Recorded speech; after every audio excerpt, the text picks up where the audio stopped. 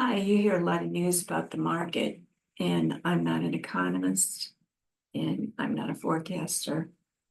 So I don't know anything for sure.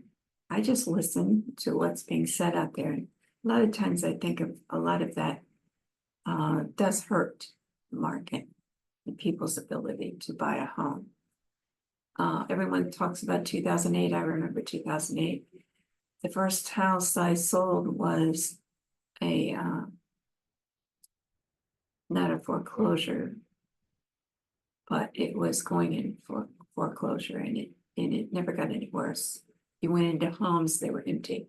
It looked like people just got up and left. Meals were on the table.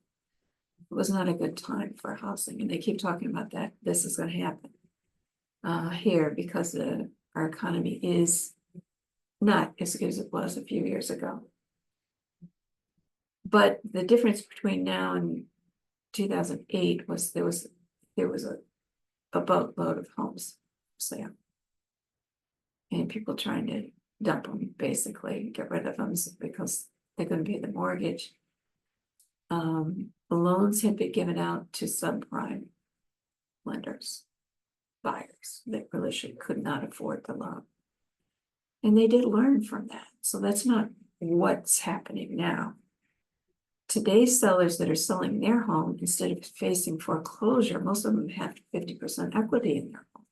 They paid so little for their home that they have a lot of equity in. And so that's the driver there for selling and getting the prices out of their home, is to get the equity out.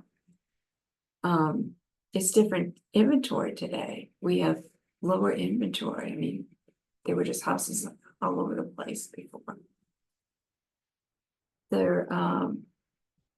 The rates rising, the prices, I don't believe they'll drop much. I think they may drop some. They go up and down all the time, but not like we saw then. The lenders have done things. They have a secondary market now. Instead of what happened before, the lenders had all these mortgages that were falling and the banks failed too. But they have sold those mortgages and do a secondary, what you call a secondary mortgage back securities, and people have bought those as investments. They're doing it different. So, like I said, I don't know, but I think this sometimes discourages people from doing anything.